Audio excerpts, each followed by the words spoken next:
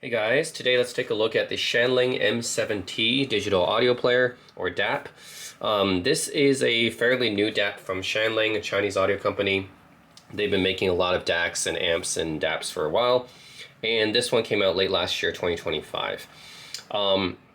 Reason I got this one is because I recently sold my Hibee or Hibee RS6 that I've had for a while. Mainly because I just wanted to I want to get another digital audio player with like a newer version of Android so I can run more apps on it, and kind of wanted to have something with a different sound, because the R2R sound on the Hibees was yeah, it's very distinctive and almost a little bit too overwhelming at times because it makes the bass a little bit too warm for me. So yeah, anyways, decided to try looking at other audio players that run Android. I currently do not have any other Android digital audio players right now. And if I want to use any kind of streaming apps that connect to my streaming amps and stuff, I really need to get like, a music player that runs Android so I can install those apps on it. So yeah, I was looking for a replacement for my RS6, and the M7T seems like a good choice because I didn't want something that was too big or bulky. A lot of the higher end digital audio players that run Android these days are too big and bulky, like the flagship ones. The Shanling M8T I think is a little bit too big for me. The iBasso DX340, the FiO stuff, the M23, not the M23, M27. Sorry, that one's a beast. Yeah, a lot of those the Hibee RS8, right? RS8 II, those are all a little bit too big on the bigger side, and the KN N8 II as well. So yeah, I want to find something that was also within my budget. So something that was not, like over $2,000 or even just around the $1,000 range, because that's what I paid for the RS6, right? So I found the M7T because retail price is $1,200 US, and I got this one from a guy at HeadFi for $800 US. It's in good condition, and yeah, it's under $1,000. So I thought, okay. Oh, I need an Android powered audio player right now, and something I can run other apps on.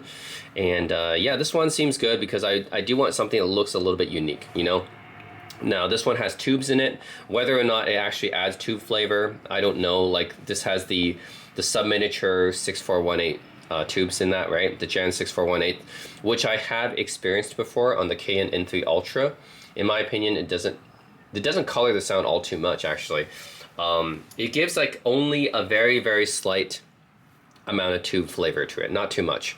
So in my experience, the only DAP that actually feels like it has kind of tubes in it is the KN N8. But other than that, the other ones I've tried, not really.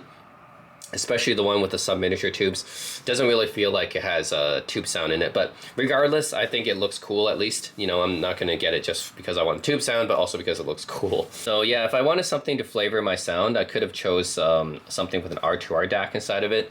Like a KN N63 with the R2R or 1-bit module inside of it, or the recent iBasso DX270 could have been a good choice as well. But I wanted something that externally looks a bit different too. R2R DAPs, they look pretty much the same as any other DAP. Externally, they don't look any different. So with tubes, at least you get a little bit of flavoring, and also it looks a little bit different externally, which is nice. So the specs on this thing, it's got dual AK4498EX, which I have not experienced before. I've experienced the flagship AK4499EX that was on the Astron Current SP3000M that actually had 4 of those. But the 4498 I've not experienced before. It's got a lot of output power, up to 1 watt on the balanced. For me, that's actually even too much. I don't really need that much power. I'm going to be using it mostly with IEMs on the go. And at home, like, I guess I have the Nora X, the Dan Clark Nora X to drive. But yeah, even then, 1 watt is a lot. So yeah, more than enough power. It runs Android 13, which is good. Like, this is probably the latest Android that you can get on a DAP right now. This is yeah, probably along with the iBasso DX270, probably the newest Android DAPs. The KN N63 I think runs a lower version of Android. I was considering that as well, but it runs a lower version of Android. Snapdragon 665 is a nice upgrade from my RS6, which had 660 in it, which is already pretty fast, but faster is always better. and 6 gigs of RAM, internally 128 gigs of storage. Good upgrade from my RS6, which has 64 gigs built in, and of course it has a micro SD slot in it. 7,000 milliamp hours. So you need a good amount of battery life if you want to use this thing, and that's of course more battery is always better, especially while keeping the size relatively compact. And 5-inch 1920 by 1080 LCD screen. Unfortunately, not OLED. But there's only very few DAPs that use OLED on modern day DAPs that use OLED. I think the Onyx devices are some of the few I've noted, but other than that, not many use OLED, unfortunately. And yeah, Bluetooth 5.0, supports LDAC, aptX HD. Yeah, let's take a look. I got this one with a case as well, which I think is an aftermarket case. I don't think originally. I think originally this might have come in as an extra. So, anyways, let's see. Okay, so yeah, that's a case for it, and let's just unbox the player itself. Take a look. So yeah, you have some specs down here, and in terms of Shanling, I have good experience with their devices before. I've used the UA2, which is their DAC dongle, as well as their M1 Plus, which I thought was a nice player for that price and size. Okay, nice texture on this box. You open it like this, and oh, it comes out like this. Okay, shaped by time, perfected in chime. Okay, this is the player itself. Yeah, of course it's going to be a thick, chunky player. That's how a lot of these modern DAPs are. I know it has tubes in it, so that's to be expected. All right, let's open this up. What else do we get? Okay, screen protector. Quick start guide, which is in Chinese, but has English in it as well. Should be pretty self-explanatory. I mean, it's a digital audio player, right? And it runs Android, so I think everyone knows how Android works, right? SD card upgrade, Qualcomm aptX HD. Also has LDAC and aptX HD, which is nice. I like that Chinese companies like to support all the standards. And you get this one, which is product catalog, so you can see what other devices they have. Brand introduction. They've been there since 1988 in China. It's quite a while for a Chinese company. CD-T35, yeah, they make some CD players as well. They're competing with FiO actually a lot in there. Although I think they go a little bit higher end than FiO usually. M9 Plus. Their flagship is, I think, the M8T and the M9 Plus are the co-flagships. And then the M1S is a really small player. Actually, I have done a video on the M1S and the M0 Pro. I forgot about that. Yeah, so I've done more Shanling devices on my channel too. I've done the M0 as well as the M1S. So yeah. Warranty right here. Okay, and you get a USB-A to USB-C cable, as you would expect. Okay, this case I think was it included in the original? Like, the original box does not include a case, but I think it should. Right, usually Chinese companies around this price range should include a case. My Hy-Vee RS6 included a case in the box, so I think it should have included it. But this is what the case looks like. It actually matches the player pretty well because this is a copper colored player, right? So this one matches that color. This is a copper brown color. Yeah, it matches it and has a. It's got this open back because it's got the. This thing is actually to help dissipate heat, so that's why it's got that open back here. Okay, let's look at the player itself. It is relatively chunky, but that's what we expect for dedicated digital audio players, because they had to fit a lot of the specialized audio electronics, amplifiers, DACs, and in this case tubes in it. So that's why it's quite thick. But more importantly is the overall footprint. Like I don't want something that's too wide or too tall, right? So this one fits in my hand well enough. I don't have my RS6 anymore to compare, but I would say that overall the dimensions are fairly similar to the RS6, except it's a lot thicker than the RS6 was. Hy-Vee hasn't made a RS6 II, which I'm still waiting for. Kind of surprised they haven't made RS6 II yet. So until they make an RS6 II, I think, you know, I'll just go with this, the M7T. So yeah, 5-inch display, full HD. You got click wheel here for volume. This is probably not the best quick click wheel I've used. I've used a lot of Aston Kern players, so their click wheels are generally the most sophisticated I've seen. But even some Lotoo players I've used before, I really like their click wheels. This one's just a fairly basic click wheel. I mean, the type that you would see in iBasso players as well. Nothing special to write home about. Not bad either, just okay. And if you press it in for the power as well, so also power button. On top is where you have the dual Jan 6418 tubes, which, as mentioned, I don't expect them to really color the sound too much. They generally just do a little bit. I've used, yeah, I had experience with them in other DAPs before, like the KN N3 Ultra, but yeah, it's okay. I mean, at least it has something different, right? So this is the kind of like, visually, I wanted a DAP that looks a little bit different, and yeah, it looks a bit, at least it looks cool, you know? You can't deny the tubes look cool, even if these ones don't color the sound as much as I want. You got 4.4 balanced, of course, and a 3.5 unbalanced. That's what you expect for a digital audio player these days. On the back, Shanling high-res audio, made in China, obviously. At the bottom, you have USB-C connection and micro SD card. It does not have dedicated line out like the Hi-B and KN players do. Something I like about KN and Hi-B players is that they have dedicated lineouts, but Shanling does not have that. And then you got the media playback controls, previous, play, pause, and next.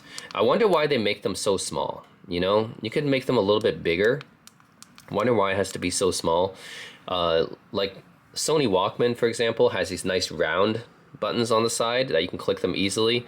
So I don't know why Chinese companies don't do that. Like they always have like these small little rectangles that you have to hit. Like why, right? Hi-B did this too, KN does this. I don't know why they have this small little buttons that are a little bit hard to hit, you know? Like why have them so small? Yeah, why can't you make them bigger? It is a big player. You have enough size. Why not? Yeah, well, why not make them a bit bigger? Anyways, that's my complaint about this one. It's media playback controls are a bit small. But yeah, overall it's a thick player, but at least the overall dimensions is not too bad. So, yeah. Anyways, I'm going to turn it on. I'm going to load a couple of my songs and other apps, and I'm going to put videos on it too, because this is an Android player, so it could also play videos. And yeah, stay tuned for that. I'm going to show you guys the operating system, which should be just a skin on top of Android, I think.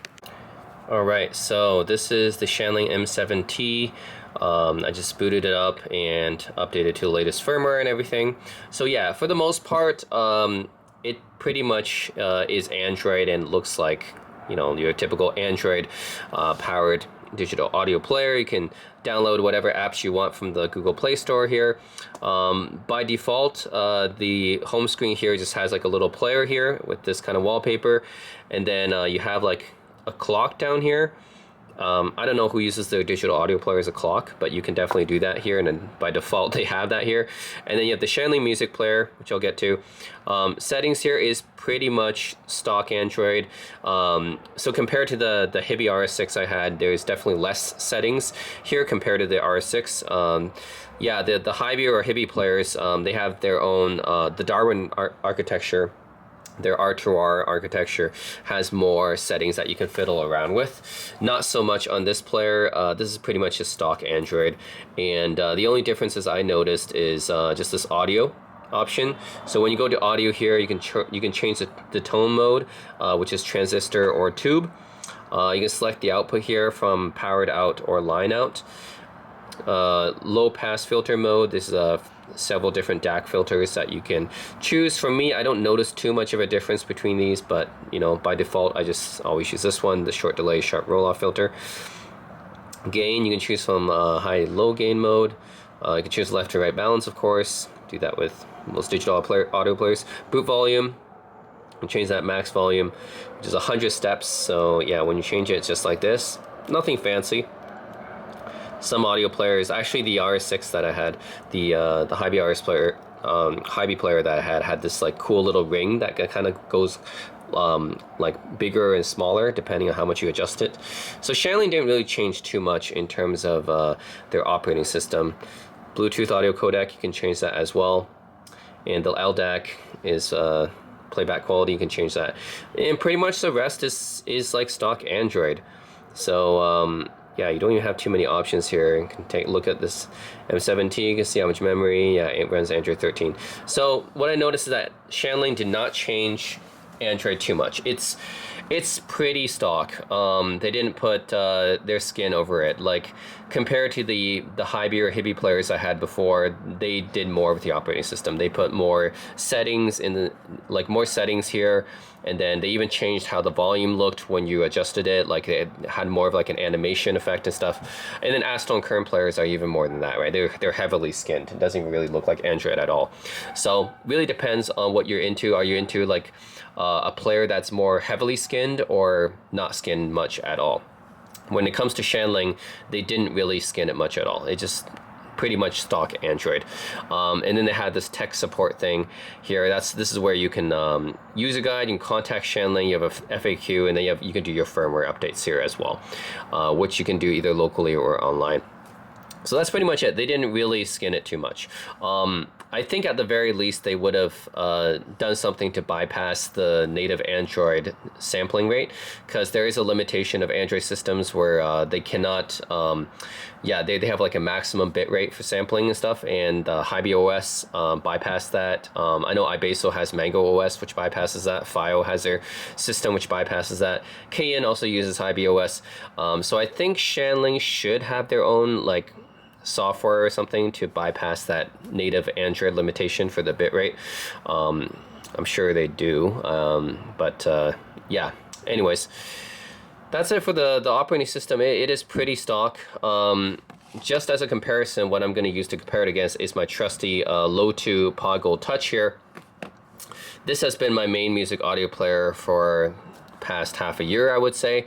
And this is a pure music player. It runs a pure operating system, doesn't run Android at all, doesn't stream, you can't download apps for it. All it does is play music, and it does it very well.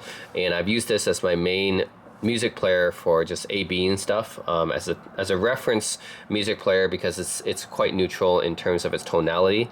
So I find like the main difference between digital audio players isn't necessarily the sound quality. I think the sound quality differences can be there, but they're more subtle. The main differences to me has always been about more the tonality differences. And yeah, for me, the Lotoo Paw Gold Touch is this has been a reference neutral type of tonality, so it's really great for comparing against other digital audio players, and also for AB headphones and IEMs as well. And by the way, I'll take this time to just note the fact that, yeah, yes, the Lotoo is actually a bit more compact, although it's just as thick, but it does have an actual like really tactile feeling volume wheel. You hear that? Really tactile feeling volume wheel, whereas Shanling is just like this.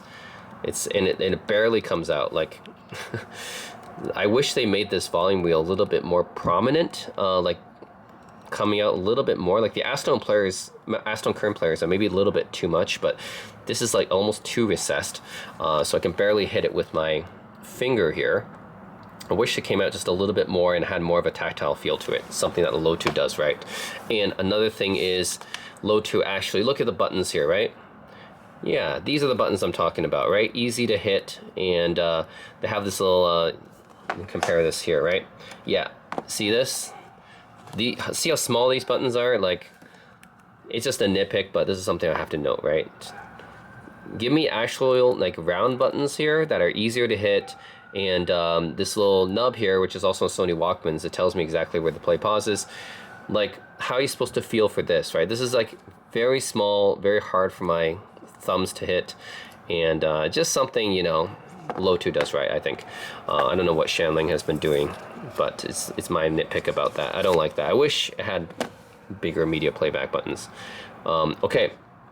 So other than that, I love my Lotoo Paw Gold Touch, and this is still my main music player. But you know, of course, it doesn't run Android, so you can't install apps and stuff on it. That's where the Shanling comes in handy. And this is the Shanling music player, which I haven't used before actually. I'm used to the Hibby music player. So what you can do here is you can do a library update, which of course, you know, if you install a new SD card. And then if you put more songs on this thing, you can update that. You can go to all songs here, just a list of all songs that you have on the player. Of course, you can quickly navigate like that. It is very responsive. It's a Snapdragon 665, right? You can search for your songs here, right? So I want to search for example, Yeah, here we go. Album, Russian roulette. Yeah. So search for songs, artist, album, and genre, which is what you expect. And then folders, you can go by folder if you want. Album, you can go by album if you want, right? Let's see. You can play an album like this, like a part. Okay, very responsive, as I expect. Yep. So oh, it changes the background actually to the color album. That's cool.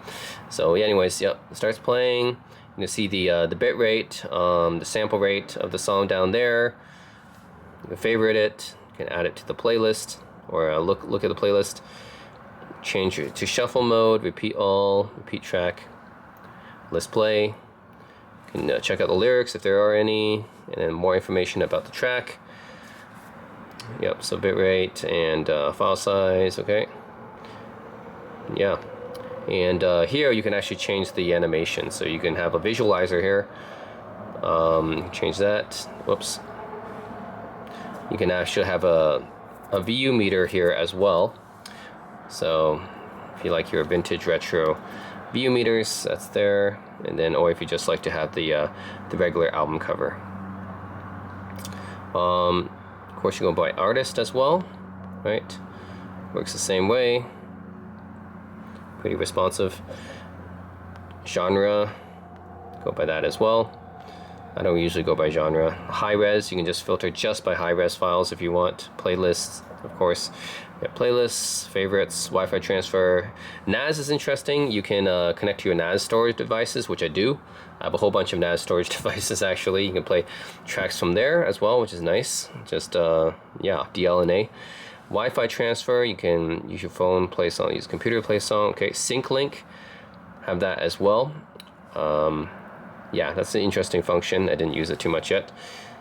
Settings, language, sleep timer, resume playback, automatic library playback transition, folder skip, pause when headphones disconnect, gapless, fade in and out, gain, EQ. I think this is just a basic EQ, right? Which is just a 10-band EQ down here. Yep. Your standard 10-band EQ. Turn that off.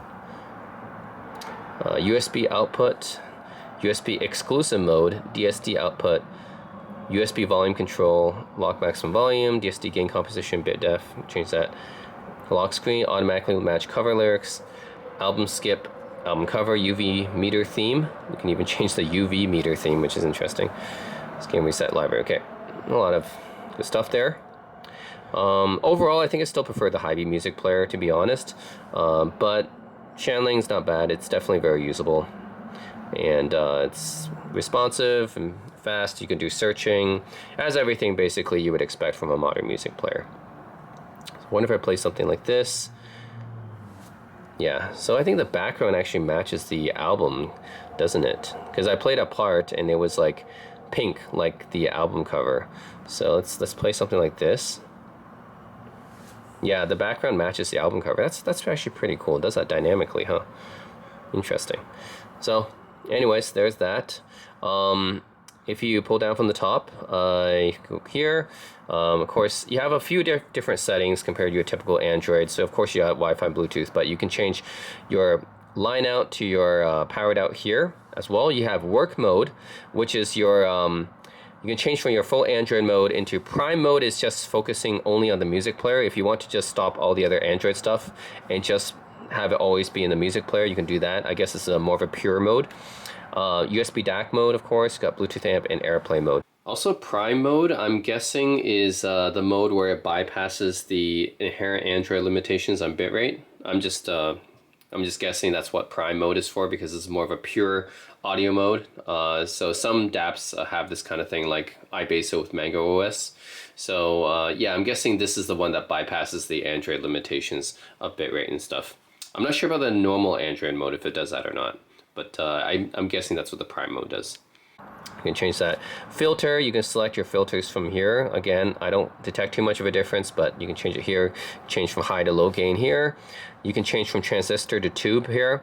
And then you preheat the tube for 3 seconds whenever you do that. You can change from SPDIF out, and then that'll disable the other ones. And brightness, of course, as well. And then, yeah, you can turn it off, of course. yeah, basically a lot of things you can do here. Now for the sound impressions. So I did listen to the same tracks and kind of A-B'd it back and forth between these two.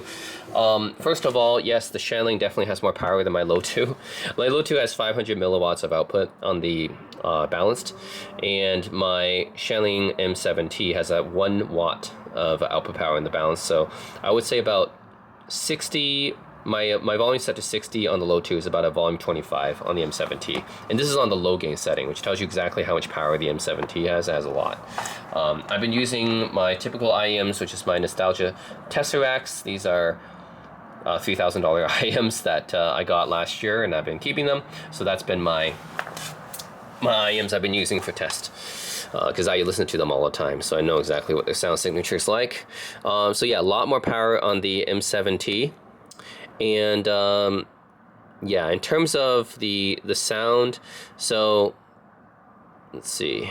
Yeah, preheat the tube. I've been switching back and forth between the tube mode and the transistor mode as well. So because my Lotoo is, like I said, a neutral tonality, this makes it a good reference point. So Lotoo being neutral, and this has an AK4497 DAC inside of it. This has two AK4498EX. I think in terms of actually the detail level and resolution is about the same. Like, I can't tell too much difference in terms of the actual sound quality there. In terms of soundstage and depth, I think that's about the same. What I notice is in transistor mode, the M7T has a bit of a sharper sound quality to it, a little bit brighter. So yeah, just like the treble hits and everything are just a little bit sharper and more brighter and slightly harsh in my opinion. So the actual sound quality itself and soundstage and technicalities, like, that's pretty similar, but tonality wise is where I notice the difference. And yeah, on transistor mode, I feel like it's slightly harsh. It's very, like, it's more energetic, and by that I mean, like, if you guys have looked up the term PRAT, it means pace, rhythm, and timing. So I noticed the Prat being slightly faster on the M7T, which means it's a little bit slightly more energetic than the Lotoos, and also the yeah, it's slightly more brighter and harsher. Just a tonality difference, right? Terms of actual detail retrieval resolution is about pretty similar. Now, when I change to tube mode, that kind of fixes that up. So tube mode makes things, yes, slightly more warmer, ever so slightly warmer. It's not like a huge difference because, like I said, these tubes, which I'm going to use on tube mode right now so you guys can see it lighting up here, right? So you guys can see the tubes lighting up. So that's at least something different in terms of aesthetics. But in terms of sound quality difference, yes, tube mode is very subtle, but it is a noticeable difference if you go back and forth between transistor mode and tube mode.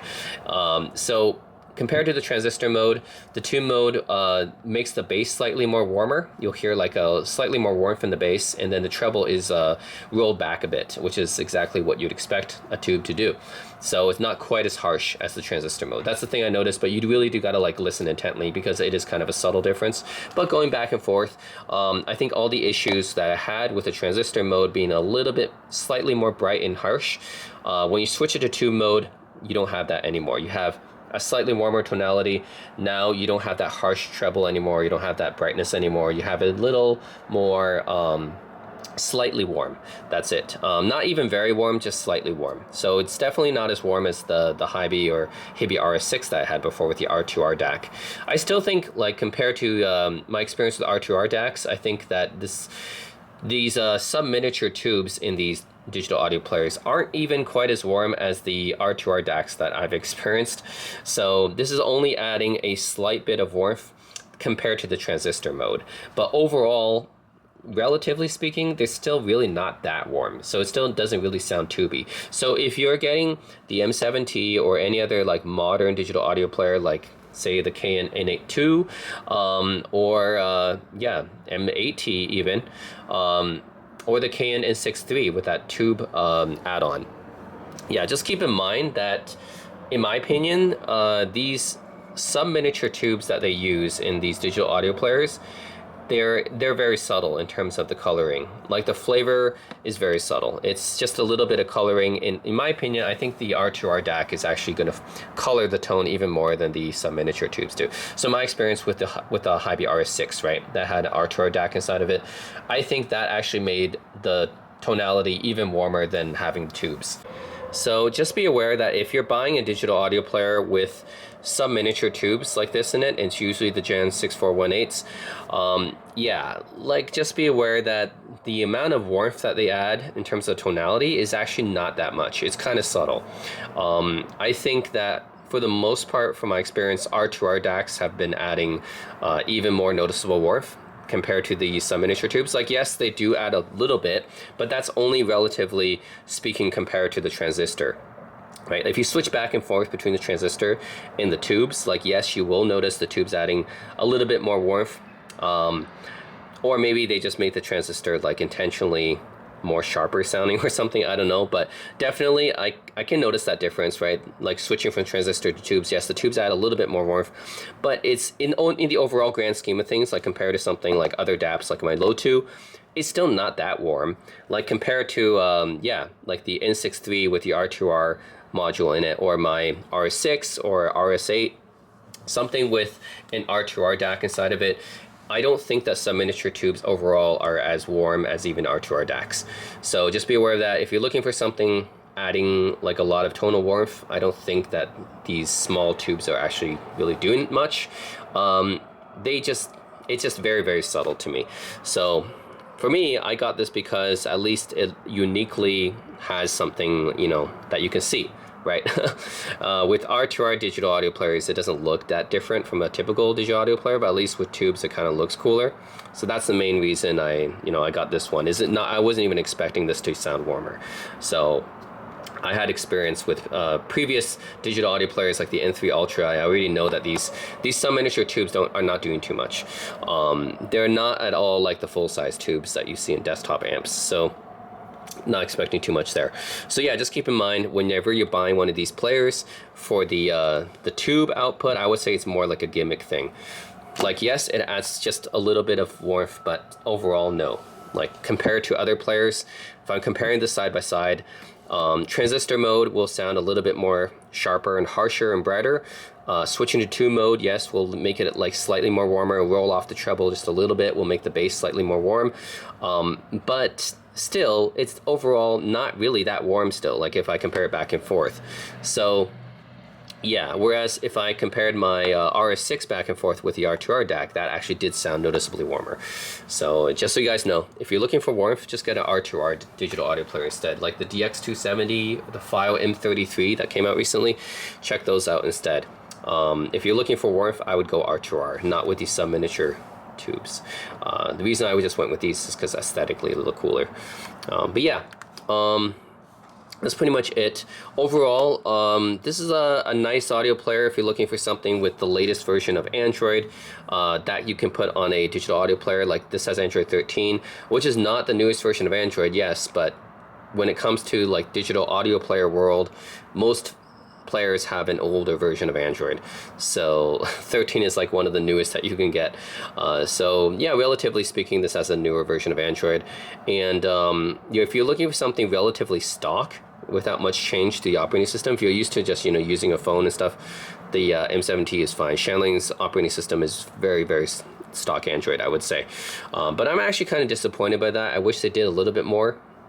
I'm used to the Hobie OS operating system, or Hibby OS operating system, where it's a little bit more skinned compared to this. This is just very, very basic Android. So yeah, it's very vanilla is what I want to say. Very, very vanilla Android, not too much going on in terms of extra functionality that you would expect from a digital audio player. But hey, if that's what you're looking for, if you're looking for something vanilla and not too different from your stock Android, then this is good. Overall, the size, I would say, disregarding the chunkiness of the player, because it does have tubes inside of it, so it will be chunky. Overall, the footprint is fine though, actually holding it. It roughly is the size of my RS6 that I had before, which I think is probably the maximum I would go in terms of a digital audio player. I don't like digital audio players that get bigger than this, because like then it gets unwieldy, and that completely defeats the point of being a portable audio player. So I want something that I can reasonably hold in my hands, and this is probably the limit, right? I wouldn't go anything even more thicker than this, or anything more taller or wider than this. This is probably my limit. Yeah, the N63 is another one to check out by KN. I think it's kind of similar in dimensions. DX270 I think is a little bit taller, but otherwise similar in dimensions. M33 I think can be a bit similar as well. So those are some other players that are comparable in size, but yeah, overall, yeah, I didn't get the M8T, even though I tried the M8T before, and I did like the sound quality, but it was a bit too big and chunky for me. So anyways, yep, that's the Shanling M7T. I'll have a sound comparison test. Well, I'll be comparing it to the RS6 and the Lotoo, and then yeah, you guys can kind of hear for yourself the sound quality differences. But in my opinion, I'll probably just put this in tube mode all the time, because you might as well. That's why you're using it. Like you buy a player like this, why would you use it just for the transistor, right? You bought it for the tubes. So I'm just gonna put it all in tube mode all the time, usually when I'm playing. I don't really like, compared to the transistor sound, I think that the transistor sound is a little bit too overly bright or harsh. I don't know if that's intended, just to have that contrast me more, but yeah, it's subtle, but if you compare back and forth, I don't like the extra brightness on the transistor mode. So I'll pretty much just always put on tube mode, and that's really why you get this player like anyways, right? Why buy a tube player when you're just always going to use transistor mode, right? So of course you should use the tube mode. You know, that's why you have a player like this. So yeah, I'll probably just always use it in that mode. But yeah, that's pretty much it. On that, I like UI is fine. This music player is fine. You can always download other music players if you don't like it. Of course, this is just it's fine. That's all I gotta say. It's not like the best music player ever used, you know.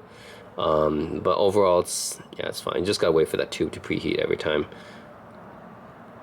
But yeah, it's totally, you know, okay. I'm still used to the high B player I had before, so. Yeah, but being able to install all your Android apps and your latest Android apps on this thing is pretty nice. You know, my RS6 had Android 9, which is quite outdated now.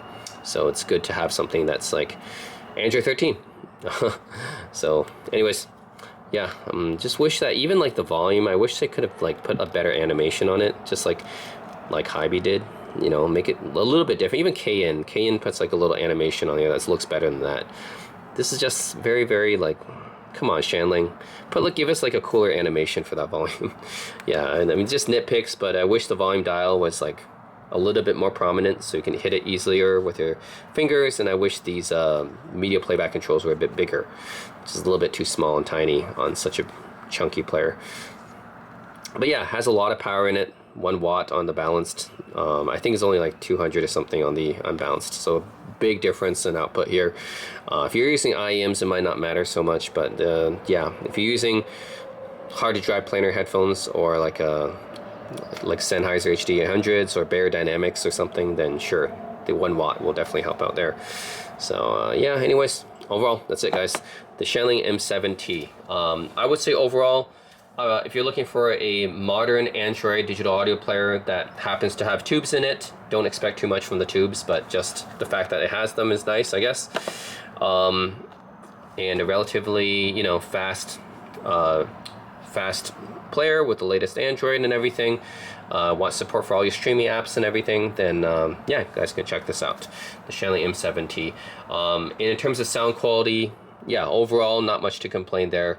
Like, I would say, compared to all the flagship digital audio players I've listened to, like an Aston Current SP3000M or Luxury Precision E7, the Lotoo, I've listened to both Paw Gold Touch, this one, and the GT2.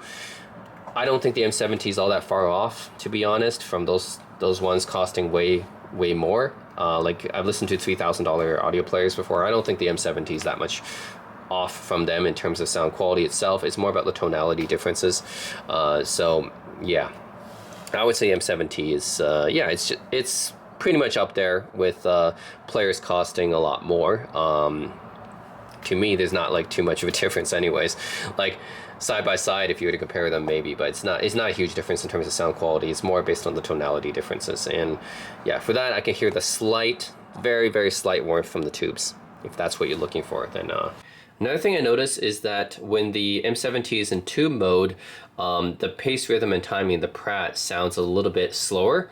So I think this is a psychological thing on the brain. Of course, the song length is exactly the same song. But if the tonality is like brighter and more energetic, then the song will seem like it's faster. And if the tonality is like warmer or more laid back, then the song will actually seem slower. So just in my experience, you know, I've tried so many headphones and IEMs. Anything that's like more V-shaped or more energetic, the song will seem like it's faster, have a faster Pratt. And if the tonality overall is, you know, a little bit more balanced or mid-focused or relaxed, warmer, then the song will seem slower. So yeah, I think it's just a psychological thing. But I noticed, yes, on the transistor mode, the song seems faster, like the pace, rhythm, and timing seems faster.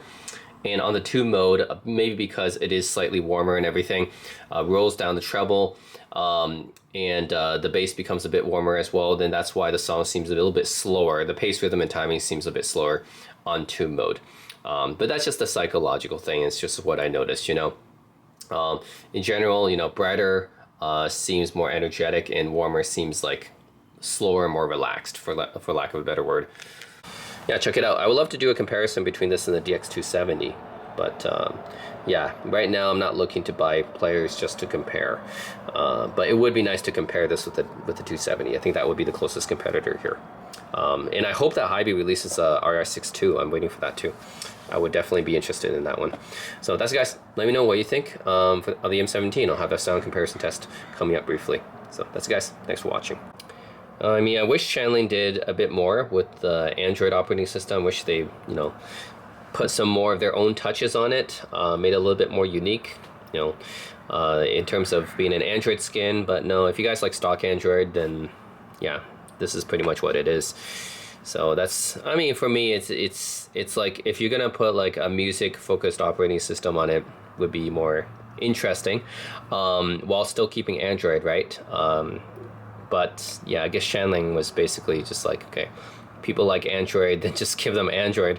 So yeah, anyways, that, I know that's like depending on people's preferences. I just wish that Shanling, you know, put a little bit more of their own touches and flair on this operating system, you know, kind of similar to what like Hybee or Hibby does with their Android based systems.